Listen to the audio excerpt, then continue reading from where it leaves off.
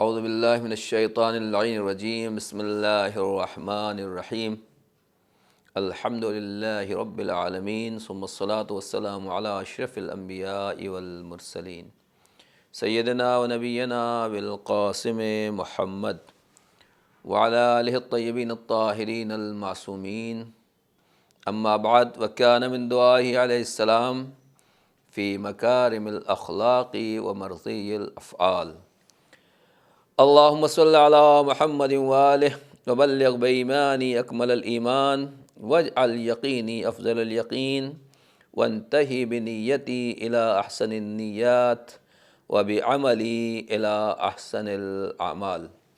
ناظرین کرام، السلام علیکم ورحمۃ اللہ وبرکاتہ۔ صحیفہ کاملہ کی مشہور و معروف دعائے مکارم الاخلاق کے سلسلے میں ہماری گفتگو جاری ہے۔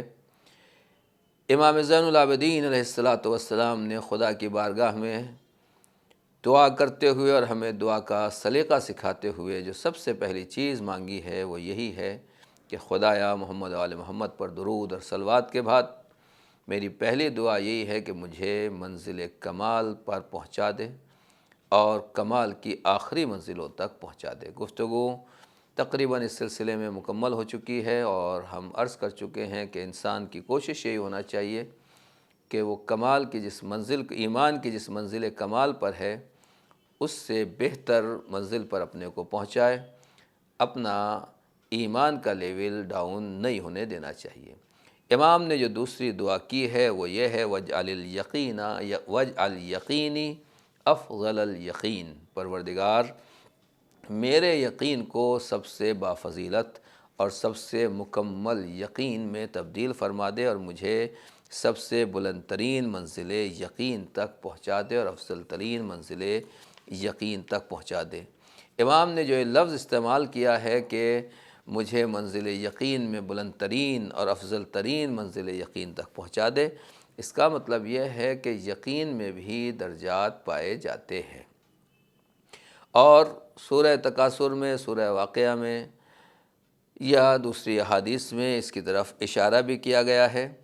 اور منزل یقین کا جہاں تک معاملہ ہے کہ یقین الگ الگ طریقے سے پیدا ہوتا ہے، کبھی کبھی یہ دلائل اور براہین کے ذریعے سے واضح ہوتا ہے اور حاصل ہوتا ہے، اور دوسرا درجہ جو ہے جو رؤیت اور مشاہدہ کی منزل پر ہوتا ہے کہ انسان اپنی آنکھوں سے دیکھ لے تو یقین اور بڑھ جاتا ہے، اور کبھی کبھی آخری درجہ ایسا ہوتا ہے کہ جہاں انسان خود اس چیز کو محسوس کر لے، جیسے آگ کے اندر انسان جو ہے وہ قدم رکھتا ہے تو خود اس درجے کو محسوس کر لیتا ہے۔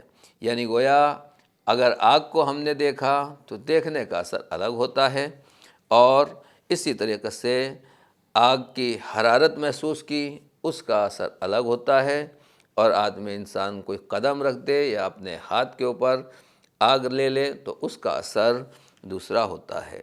یہی حال عشق پروردگار کا بھی ہے کہ جو آدمی عشق پروردگار کی آگ میں کود جاتا ہے اس کی منزل یقین کچھ اور ہی ہوتی ہے اور ان کا درجہ کچھ اور ہوتا ہے۔ لہٰذا یقین کے بھی درجات پائے جاتے ہیں اور یقین کی منزلیں بھی ہیں، جس کی طرف امام نے خدا سے یہ دعا کی ہے، اور یہ دولت پروردگار عالم سے اللہ رب العزت نے مانگی ہے۔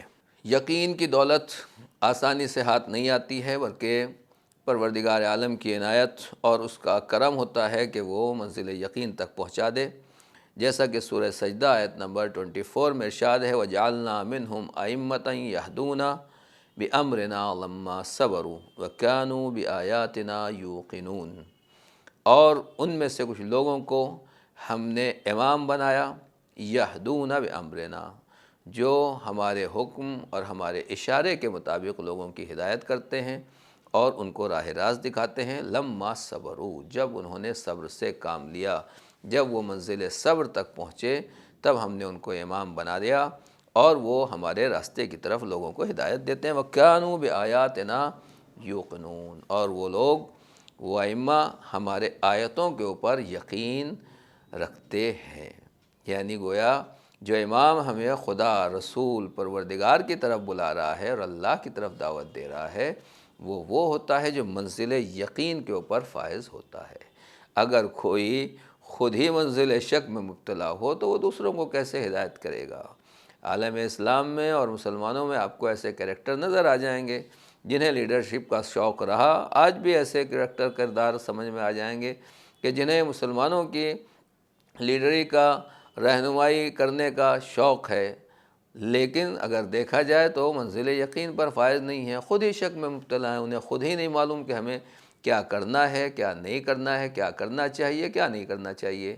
جب یہی نہیں معلوم ہے تو پھر یہ لوگ کیسے قوم کی رہنمائی کر سکتے ہیں؟ قرآن مجید کی آیت کہہ رہی ہے کہ جو انسان امام ہو، لیڈر ہو، رہبر ہو، وہ پہلے خود منزل یقین پر فائز ہو۔ تو مختصر یہ کہ جو آدمی خود منزل یقین پر فائز نہیں ہے وہ قوم کو یقین تک نہیں لا سکتا، اور ہمیشہ مسلمانوں کو، اسلام کے ماننے والوں کو، مومنین کو ایسے رہبروں لیڈروں کے پیچھے چلنا چاہیے جو منزل یقین پر فائز ہیں اور جو واقعاً اپنے دین کے بارے میں شک اور شبہ میں مبتلا نہیں ہے۔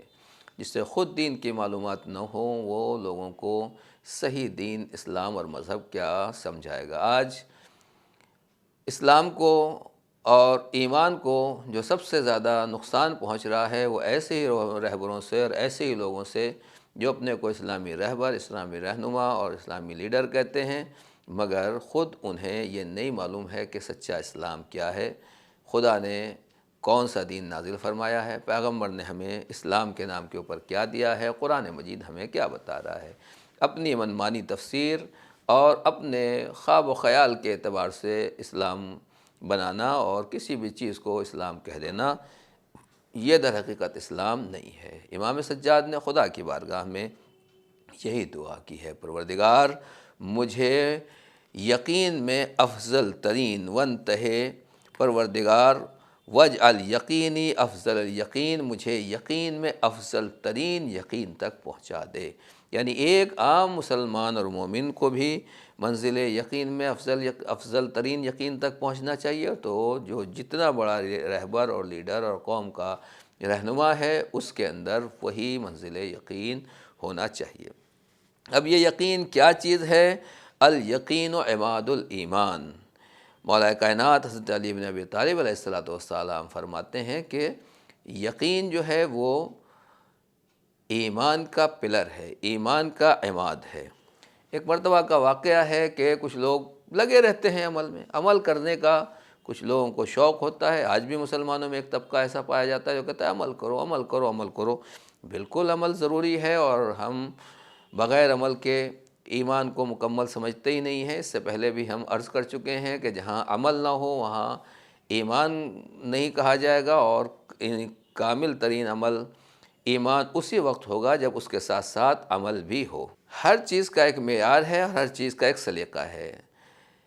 مولا کائنات کا زمانہ ہے اور خوارج جو ہیں وہ عمل کے اوپر عمل پہ لگے ہوئے ہیں، اور مولا کائنات سے بھی کہہ رہے ہیں کہ دیکھیے ہم لوگ کتنے بڑے عبادت گزار ہیں، کتنے سجدے کر رہے ہیں، اور آپ سے زیادہ گویا عمل کر رہے ہیں، وہ اپنے کو ثابت کر رہے ہیں۔ گویا اس وقت مولا کائنات عبادت میں مشغول نہیں تھے، اور یہ لوگ عبادتوں پہ عبادتیں اور سجدوں پہ سجدے کیے جا رہے تھے۔ تو مولا کائنات نے ان لوگوں سے فرمایا کہ نوم علی یقین خیر من صلاۃ فی شک۔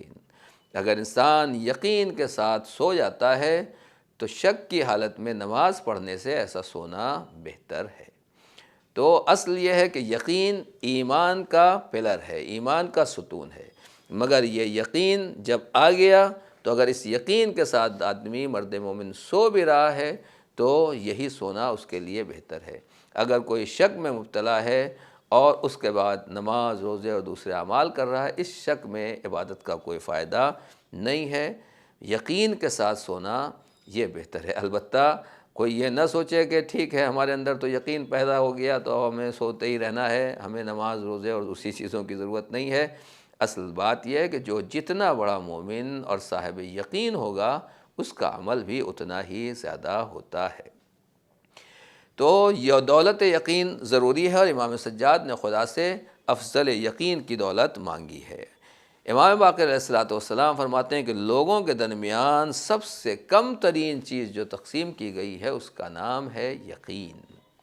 آج کی دنیا میں جو لوگ پریشان ہیں اور راستے سے بھٹکے ہوئے ہیں، ان میں اصل وجہ یہی ہوتی ہے کہ ہمارے دلوں میں شک پیدا ہوتا ہے، ہمارے دلوں میں وسوسہ پیدا ہوتا ہے۔ بسم اللہ الرحمن الرحیم، قل اعوذ برب الناس ملک الناس الہ الناس من شر الوسواس الخناس الذی یوسوس فی صدور الناس من الجنۃ والناس۔ اے پیغمبر آپ کہہ دیجئے اعوذ برب الناس، میں لوگوں کے رب کی پناہ چاہتا ہوں، من شر الوسواس الخناس، اس وسواس سے، اس خناس سے، ان کے شر سے جو پیدا ہوتا رہتا ہے، آتا رہتا ہے۔ اور آخر میں ہے یوسوسو فی صدور الناس من الجنۃ والناس، جو لوگوں کے دلوں میں پھونکتے ہیں، وہ وسوسہ جو لوگوں کے دلوں میں پھونکتے ہیں، کون؟ شیاطین، من الجنۃ والناس، جو جنات میں بھی ہیں اور انسانوں میں بھی۔ یعنی جو آج کل کے انسان ہیں، اور ہر زمانے میں کچھ ایسے انسان پائے جاتے ہیں جو در حقیقت شر کو پھونکنے والے ہیں، وسوسے پیدا کرنے والے ہیں، شکوک و شبہات پیدا کرنے والے ہیں۔ جہاں یہ چیز پیدا ہو جاتی ہے وہیں سے آدمی ایمان یقین سے دور ہو جاتا ہے۔ یقین سے دور ہوا تو اس کا ایمان، اس کا عمل، اس کا اسلام، سب کا سب ایک طرف رہ جاتا ہے۔ لہذا امام نے فرمایا کہ سب سے کم ترین چیز جو ہے وہ جو تقسیم کی گئی ہے لوگوں کے درمیان میں، وہ دولت یقین ہے۔ اس کے بعد امام فرماتے ہیں، امام جعفر صادق علیہ السلام کا ارشاد ہے کہ ان الایمان افضل من الاسلام، ایمان اسلام سے افضل مرحلے کا نام ہے۔ وَإِنَّ الْيَقِينَ أَفْضَلُ مِنَ الْإِيمَانِ، یقین جو ہے وہ ایمان سے بھی اونچا درجہ ہے۔ وَمَا مِن شَيْءٍ أَعَزُّ مِنَ الْيَقِينِ، اور یقین سے زیادہ عزیز، سخت اور مشکل کام کوئی چیز نہیں ہے۔ ارشاد فرماتے ہیں اسی طریقے سے امام صادق علیہ السلام کہ ان العمل الدائم القلیل علی الیقین افضل عند اللہ من العمل الکثیر علی غیر یقین، اگر خدا کے راستے میں یقین کے ساتھ تھوڑا عمل مسلسل کیا جاتا رہے، عمل کم ہے مگر یقین کے ساتھ ہے ایک، اور کنٹینیو مسلسل اس کو انجام دیا جائے، تو یہ اس زیادہ عمل سے بہتر اور افضل ہے جو بغیر یقین کے کیا جاتا ہے۔ آج دنیا کی زحمت، پریشانی اسی مرحلے کے اوپر ہے جہاں لوگ عمل کرنے والے عمل تو کر رہے ہیں مگر شک میں مبتلا ہیں، یقین کی منزلوں کے اوپر نہیں ہے۔ لہٰذا ہر ایک کی ذمہ داری اور ہماری ڈیوٹی یہی ہے کہ خود اپنے یقین کے لیول کو بھی بڑھائیں اور اپنے بچوں اور جوانوں کے لیول کو بھی بڑھائیں۔ یہ لیول کس طریقے سے بڑھتا ہے؟ جناب جبرائیل امین پیغمبر اکرم حضرت محمد مصطفیٰ صلی اللہ علیہ وسلم کی خدمت میں آئے، اور آنے کے بعد کہا یا رسول اللہ ان اللہ تبارک و تعالی ارسلنی الیک بہدیۃ لم یعطها احدا قبلک، اے رسول خدا اللہ تعالیٰ نے مجھے ایک گفٹ دے کر آپ کے پاس بھیجا ہے، اس سے پہلے میں ایسا گفٹ کسی کے لیے نہیں لایا، اور اللہ نے ایسا گفٹ دے کر کسی کے پاس نہیں بھیجا۔ تو رسول خدا نے فرمایا وما ہی، اے جبرائیل بتائیے وہ کیا ہے؟ تو آپ نے فرمایا قال الصبر، اللہ نے مجھے آپ کے لیے جو گفٹ دیا ہے اس کا نام ہے صبر۔ اس کے بعد کہا کہ وَأَحْسَنَ مِنْ، اور اس سے بھی اچھا دیا ہے اللہ نے، یہاں تک کہ میں نے کہا کہ بتائیے کیا کیا ہے؟ فما تفسیر الیقین، آپ بتائیے کہ تفسیر یقین کیا، یقین کیا چیز ہے جبرائیل یہ بتائیے۔ قال الموقن یعمل للہ کانہ یرا، جناب جبرائیل نے کہا کہ یقین والا، صاحب یقین وہ انسان ہوتا ہے کہ جو اس طرح عمل کرتا ہے جیسے اسے محسوس ہوتا ہے کہ جیسے اللہ اس کو دیکھ رہا ہو۔ الموقن یعمل للہ کانہ یرا، صاحب یقین اس طریقے سے عمل کرتا ہے جیسے وہ خود اللہ کو دیکھ رہا ہو، یعنی یقین کی منزل پر بندہ اس لیول اور اس درجے تک پہنچ جاتا ہے کہ جسے ایسے محسوس ہوتا ہے جیسے خدا کو دیکھ رہا ہے۔ اور پھر خود یہ تو طے ہے کہ اسلامی اعتبار سے کوئی بندہ خدا کو نہیں دیکھ سکتا، ہم رؤیت خدا کے قائل نہیں ہیں۔ لہذا اس کے بعد فرمایا فَإِن لَمْ يَكُنْ يَرَ اللَّهَ فَإِنَّ اللَّهَ يَرَى، اگر وہ اللہ کو نہیں دیکھتا ہے اور ہم اللہ کو نہیں دیکھتے ہیں تو اللہ تو ہمیں دیکھ رہا ہے۔ اس یقین کے ساتھ ہمیں عمل کرنا چاہیے۔ وَإِن يَعْلَمَ يَقِينًا أَنَّمَا أَصَابَهُ لَمْ يَكُنْ لِيُخْطِئَهُ وَإِنَّمَا أَخْطَأَهُ لَمْ يَكُنْ لِيُصِيبَهُ، اور اس کو یہ یقین ہونا چاہیے کہ جو اس کے مقدر میں ہے، جو اس کے لیے آنے والا ہے، وہ خطا نہیں کر سکتا، اور جو چیز اس تک نہیں پہنچنے والی ہے وہ اس تک نہیں پہنچ سکتی۔ جب انسان کے اندر یہ منزل یقین ہو، یہ توکل ہو، یہ بھروسہ ہو کہ جو ہونا ہے وہ ہو کر رہے گا، اسے دنیا کی کوئی طاقت نہیں روک سکتی۔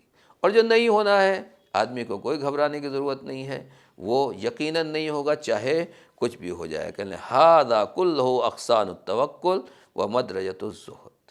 پیغمبر فرماتے ہیں کہ یہ سب کے سب جو ہیں، جناب جبریل نے بتایا کہ یہ توکل کی ٹہنیاں ہیں، اس کی شاخیں ہیں اور زہد کے درجات ہیں۔ یقین کا مطلب یہ ہے کہ ہم پروردگار عالم کے لیے ایسے عمل کرتے ہیں کہ گویا پروردگار کو اپنی آنکھوں سے دیکھ رہے ہیں، اور اگر اپنی آنکھوں سے نہیں دیکھ رہے ہیں تو یہ یقین ہونا چاہیے کہ خدا رب اور پروردگار ہم کو دیکھ رہا ہے۔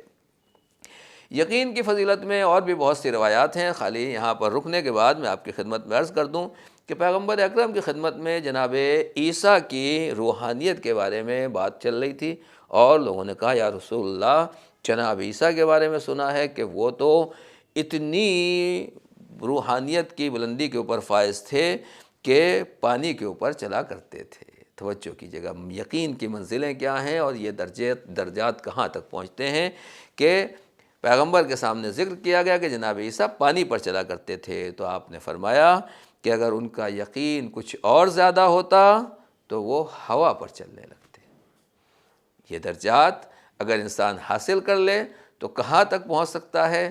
واقعاً دوش ہوا کے اوپر آپ جانتے ہیں کہ جناب سلیمان کا تخت دوش ہوا پر چلتا تھا۔ اس کا مطلب یہ ہے کہ اللہ تعالیٰ نے ہر نبی کو الگ الگ درجات اور الگ منزلتیں دی ہیں، اور یہ تمام درجات یقین کے ذریعے سے طے ہوتے ہیں۔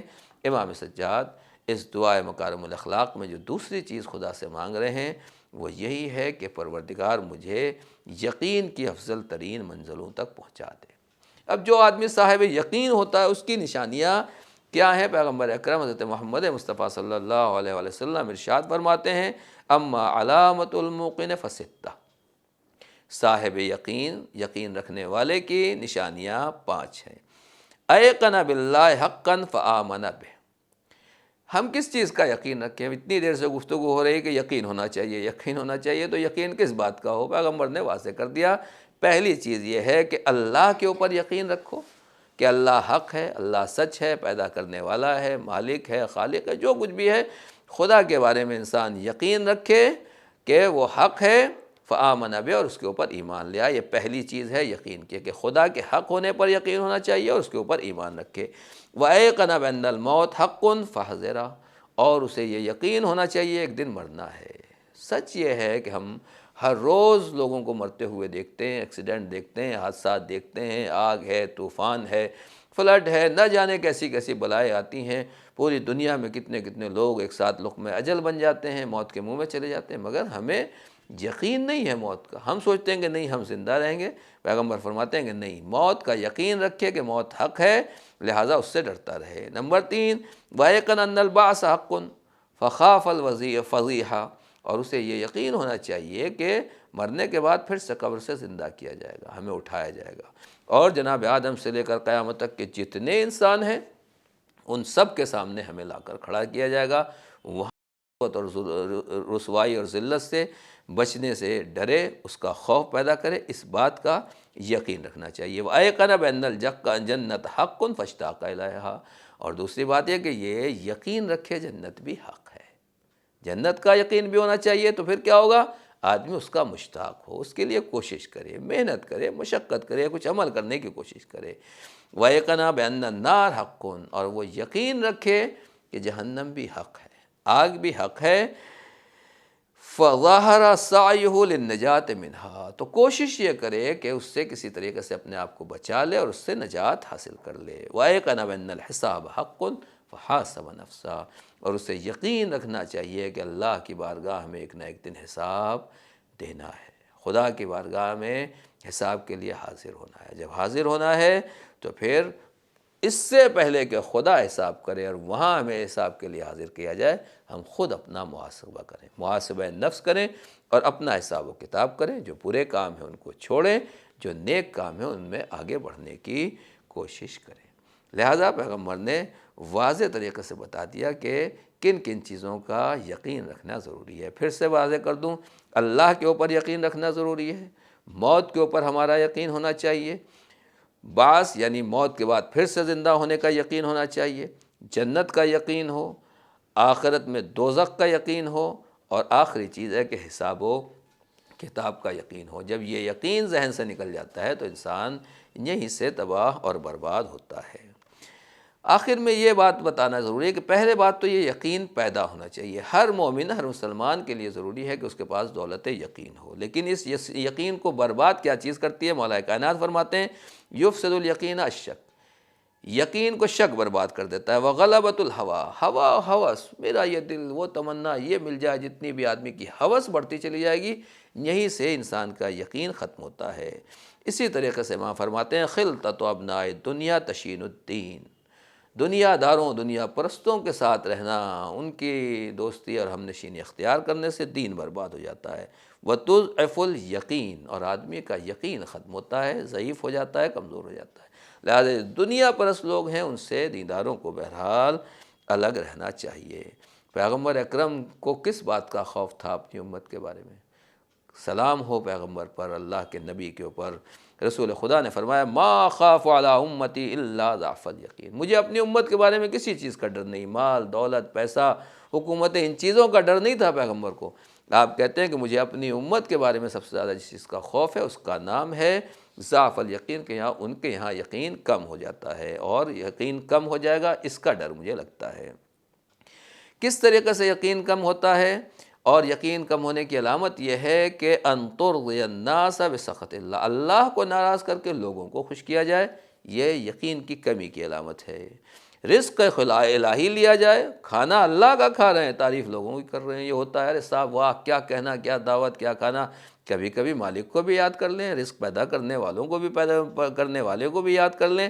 وَأَن تَضُمُّهُمْ عَلَىٰ لَمْ يُؤْتِكَ اللَّهُ، اگر اللہ نے تمہیں نہیں دیا تو لوگوں کی مذمت کر رہے ہیں، یہ ایسے ویسے، یعنی ہمیں نہیں ملا تو اللہ نے نہیں دیا تو ہم لوگوں کی مذمت کریں۔ یعنی رزق الہی کھانے کے بعد لوگوں کی تعریف کرنے کے بجائے خدا کی تعریف کرنا چاہیے۔ رازق وہ ہے، رزق دینے والا یہ ہے۔ آخر میں مولا کائنات خود فرماتے ہیں کہ واقعاً علم یقین، منزل یقین اور افضل یقین کی منزل تک ہر بندے کو پہنچنا چاہیے۔